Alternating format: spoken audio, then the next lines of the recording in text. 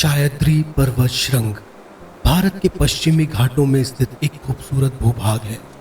इसकी ऊंचाई लगभग 2000 मीटर से ज्यादा है और इसके जंगलों में विभिन्न प्रकार के वनस्पति और जीव जंतु पाए जाते हैं। यहाँ का वातावरण आरामदायक और शांतिपूर्ण है, जो पर्यटकों को काफी खूबसूरती का आनंद लेने पर मजबूर कर देता है। इसके अलावा शायद्री पर्वत श्रृंग भारतीय संस्कृति का एक महत्वपूर्ण हिस्सा है, जो इसे एक विशेष स्थान देता है। और यही कारण भी तो है कि औरंगजेब को अब यह जगह ज़्यादा पसंद आ गई है और वो किसी भी कीमत पर इस जगह को पाना चाहता है। शायद्री के पुराने पहाड़ों में कई मराठाओं के किलों में से एक यह किला है, जिसे पहले कोंढाना के नाम से जाना जाता था, मगर इस पराक्रम के बाद यह सिंहगढ़ कहलाया। एक ऐसी जगह जहां शेर रहते हों, और फिर भारत के इतिहास में ऐसा पहली बार जो होने जा रहा था। सिंहगढ़ किला कोंढाना। शेरगढ़ का किला पुणे से लगभग 50 किलोमीटर दूर है, मगर इस 50 किलोमीटर को कवर करते हुए आप इतने खूबसूरत दृश्य देखने वाले हैं कि पूछिए मत। 50 रुपए की टिकट भी कटाएंगे और फिर किले कोंढाना के ऊपर चढ़ जाएंगे। अगर आपकी किस्मत भी मेरी तरह हुई, बारिश होने लगेगी, नज़ारे और खूबसूरत हो जाएंगे, बादल आपके पांव चूमने लगेंगे और ये रास्ता जैसे खत्म ही ना हो। तो इसी के साथ आवाराओं की दुनिया से मैं आपको नमस्ते कहता हूँ। किले कोंढाना में आपका स्वागत है।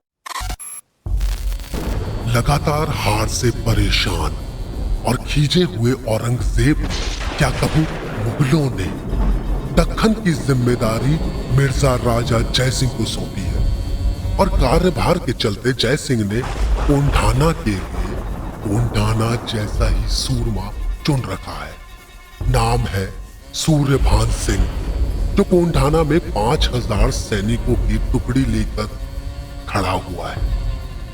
मगर आज सब बदलने वाला है, इतिहास रचने वाला है। शिवाजी महाराज की माता जीजाबाई से अब अपने ही गढ़ में मुगलिया झंडा फहराता और नहीं देखा जाता। इसलिए उन्होंने अपने प्रिय बेटे शिवाजी को बुलाया। सिपाही, शिवा को बुलाओ और उससे कहना कि अगर वो खाना भी खा रहा हो तो बिना हाथ धोए चलाए। आखिर ऐसा भी क्या जरूरी था कि माँ ने इतना आवश्यक याद किया। माँ का आदेश पाते ही शिवाजी ने अपनी पसंदीदा घोड़ी कृष्णा की लगाम खींची और माँ जीजाबाई के सामने हाजिर हुए।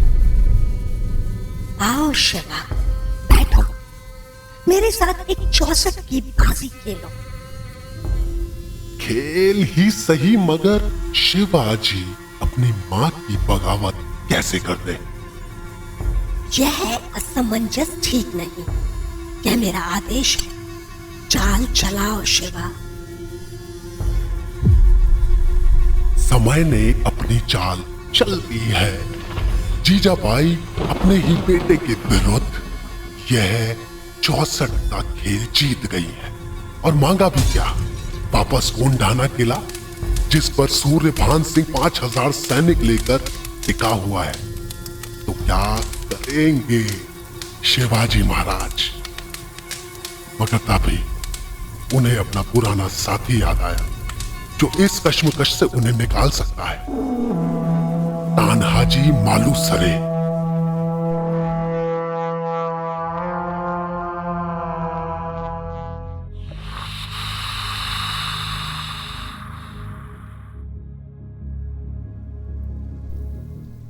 वैसे तो कोंडाना या कहूँ सिंहगढ़, इस पर चढ़ने के 2 रास्ते हैं, मगर अत्यधिक बारिश की वजह से कल्याण दरवाजा बंद था और हमको पुणे दरवाजे से दाखिल होना पड़ा। मॉनसून अपने चरम पर है, खूबसूरती देखते ही बनती है और ये बादल मेरा इस तरह स्वागत करेंगे, ये प्रकृति इतना नाच उठेगी, ये मैंने सोचा न था। और इसलिए बिना समय गवाए मैं फोर्ट के अंदर हो लिया। बारिश खूबसूरत हो रखी है और ऐसे ही जब आप चलते जाएंगे तो सबसे पहले पहुंचेंगे तोपखाने की ओर, जहां पर कभी गोला बारूद रखा जाता था।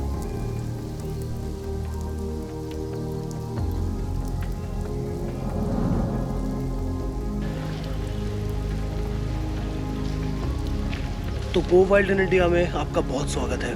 हम इस वक्त जहाँ खड़े हैं, हमारे पीछे एक छोटा सा तोपखाना और यहाँ पे गोला बारूद और तोपें रखी जाती थी ताकि युद्ध के समय, बुरे वक्त के समय वो सब काम आ सकें और आप अपने राष्ट्र की, अपने जगह की आप रक्षा कर सकें।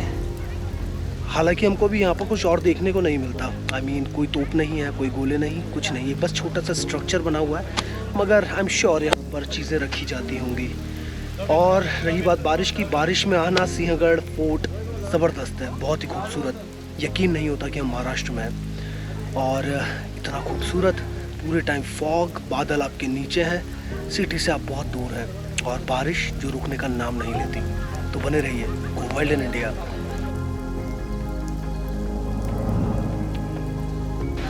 तो हमारे पीछे यहाँ पे बहुत ही खड़ी चढ़ाई है और कोई रेलिंग वगैरह कुछ नहीं, मगर लोग जा रहे हैं। वहाँ पे ज़्यादा कुछ खास नहीं है, मगर एक पॉइंट है जहाँ पर आप जाके बहुत ही खूबसूरत जगह देख सकते हैं, एक्सप्लोर कर सकते हैं। हम भी चल रहे हैं ऊपर और देख के आते हैं आखिर हमें और क्या देखने को मिलता है। गो वाइल्ड इन इंडिया।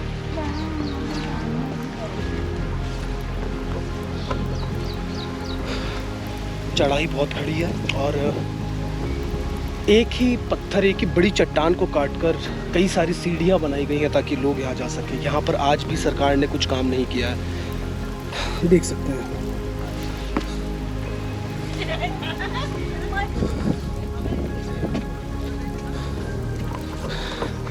चढ़ाई बहुत ज़्यादा लंबी नहीं है, मगर इतनी खड़ी है कि मेरे तो गुर्दे हाथ में आ गए।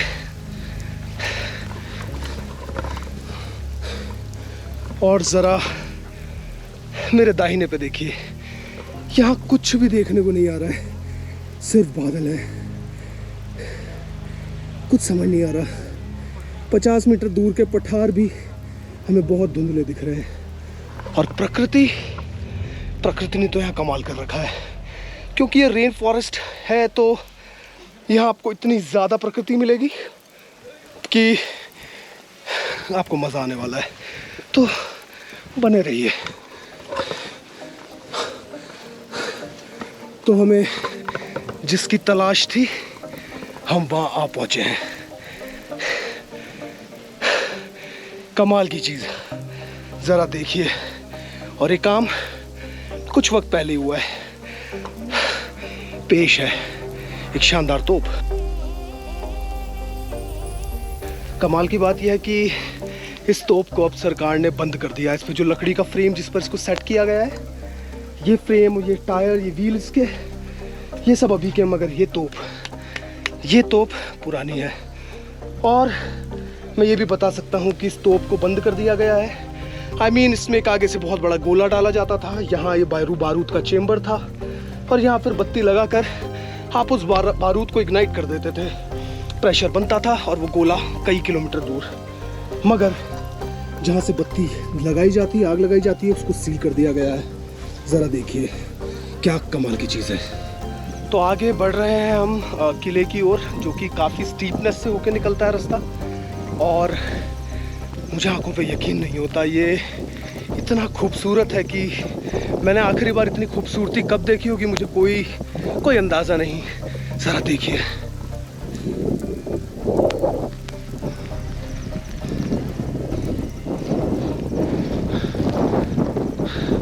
और ये रास्ता ठीक यहाँ से ये दुर्ग की ओर जाता है, फोर्ट की ओर।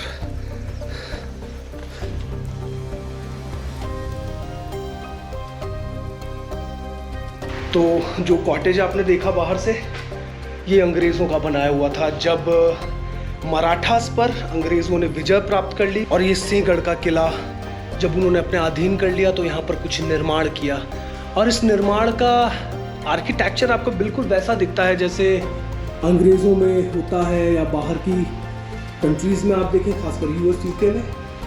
और आपको उस टाइम के यहाँ पर ये बाथ टब देखने को मिलता है। ज़रा देखिए, कमाल का बाथ टब है हमारे पास, और ये सब उसी वक्त के हैं। और यहाँ पर बहुत सारे सांप भी हो सकते हैं, आई एम डैम श्योर यहाँ बहुत सारे सांप होंगे।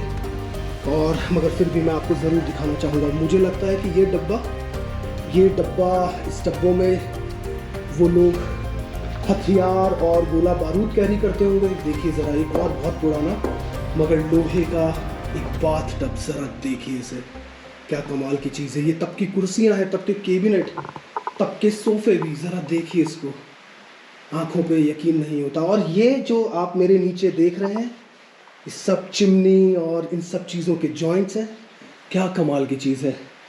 मगर अब सब अस्त व्यस्त हो चुका है, और इसी के साथ हमें अपना सफ़र जारी करना होगा गोवा आइलैंड इंडिया। तो हम जहाँ जाते हैं वहाँ पे हमको ये छोटे प्यारे दोस्त मिल ही जाते हैं। क्या नाम है तुम्हारा? क्या नाम है तुम्हारा? डरो नहीं, डरो मत। क्या हुआ बच्चे? ये काफी डरा हुआ है, शायद इसने काफी वक्त से इंसान से बात नहीं की, बट मेरे प्यार से बुलाने पे ये एक बार में आ गया। पहले अंदर थोड़ा सा बिजी था, मगर अभी बाहर है ना दोस्त? पर अब इसको और हाथ लगवाना होगा, है ना?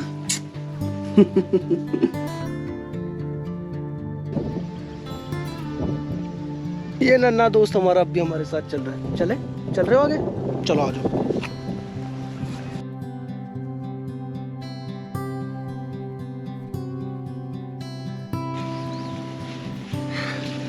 मुझे उम्मीद है कि आपको सिंहगढ़ अच्छा लग रहा होगा। गोवा आइलैंड इंडिया के इस सफ़र में जहाँ पर हम इस वक्त खड़े हुए हैं, ये सिंहगढ़ की धरती है, और इस धरती पर बहुत कुछ हुआ।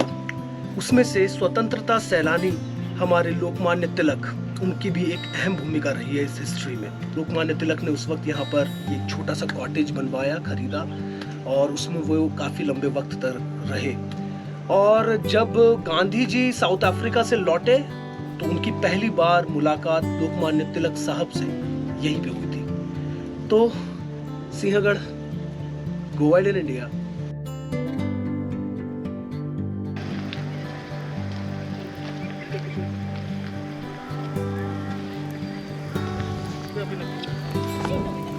और ये हमारा दोस्त बन गया है, लगातार साथ बना हुआ है। इसको रोटी खिलाई, मगर इस नकटे को इससे कोई मतलब नहीं है कि यहाँ पे रोटी 20 रुपए की है, तो उसने नहीं खाई।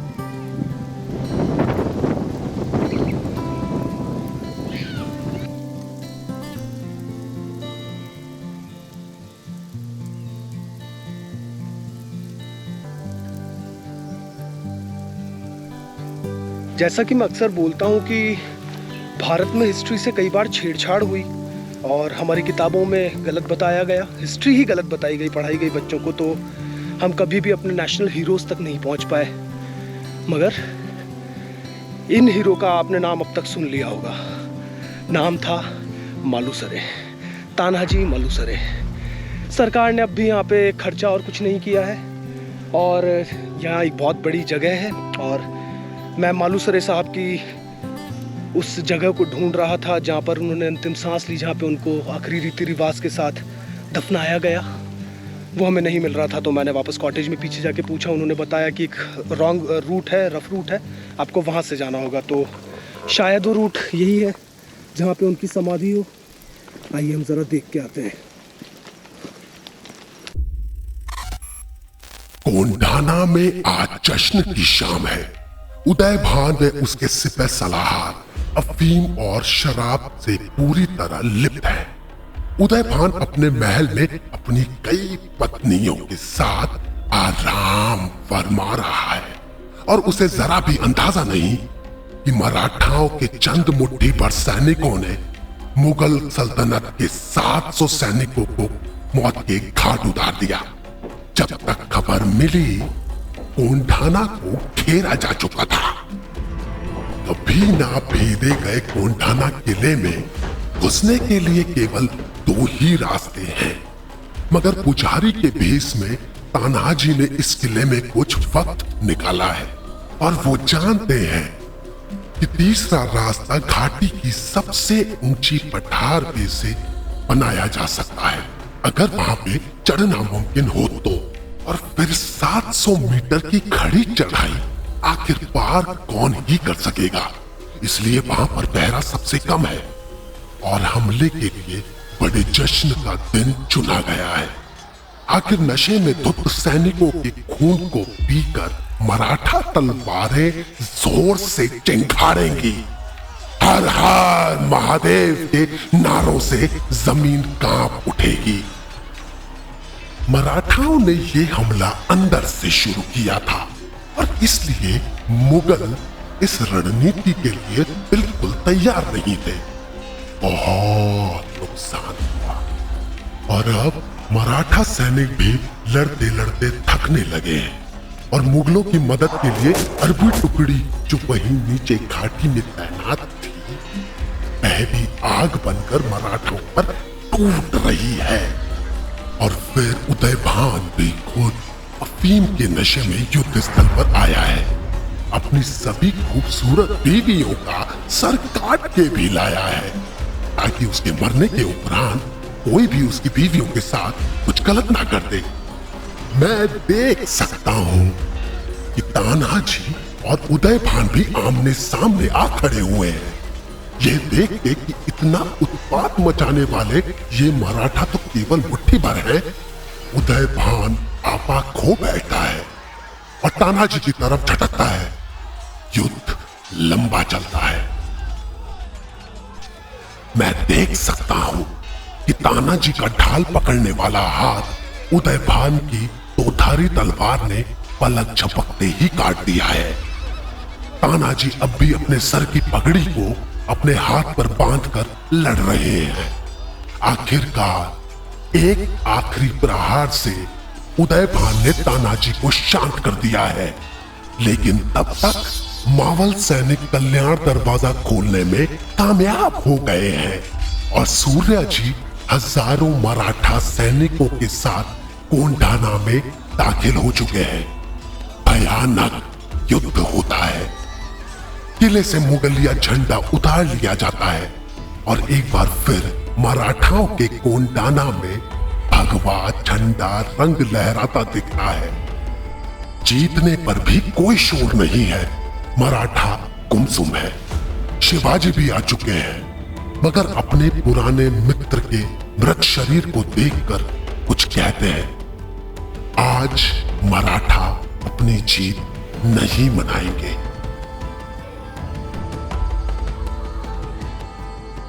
हमें वो मिल गए हैं। हमारे ठीक पीछे समाधि है मालुसरे साहब की, सूबेदार मालुसरे।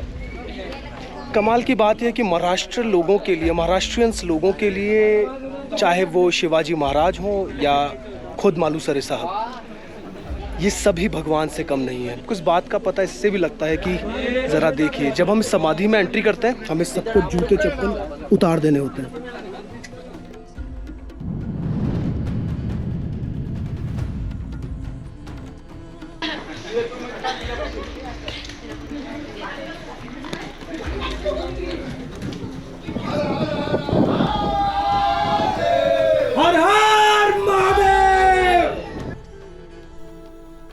इस जगह का एम्बियंस या ग्रेविटी अलग ही है।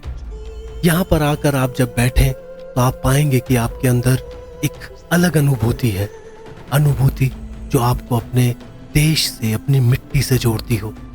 न जाने कितने लोगों ने यहाँ आपके और हमारे लिए बलिदान दिए हैं। तानाजी मालुसरे उनमें से एक थे। उनका ये वैभव युद्ध कभी भूला न जा सकेगा।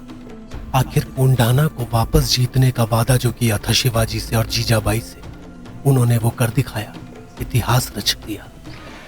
तो बेसिकली अगर आप सिंहगढ़ आते हैं तो यहाँ पे आपको 2 दरवाजे देखने को मिलते हैं एंट्रेंस के। हर हर महादेव। तो 2 आपको एंट्रेंस दरवाजे मिलते हैं। एक है कल्याण दरवाज़ा जो कि कल्याण गांव से आता था, और एक है पुणे दरवाज़ा जो कि पुणे से आता था। कल्याण दरवाजे से अगर आप आते हैं तो आपको एक लंबा ट्रैक करना पड़ेगा, उसके बाद ही आप ऊपर चढ़ सकेंगे। हम आपको दिखाने जा रहे हैं कल्याण दरवाज़ा। भारी बारिश की वजह से कल्याण दरवाज़ा बंद किया हुआ है, तो हमको यहीं पे बता दिया गया है कि आप यहीं से लौट जाएं। तो हम जा रहे हैं वापस से किले की तरफ, देखते हैं हमें आगे देखने को क्या मिलता है। किसी कुल्हाड़ी के जैसे दिखने वाली कोंडाना की ये घाटी बेहद खूबसूरत है। अब जहां निगाह फैलाएं वहां तक बस खूबसूरती ही बिखरी हुई है।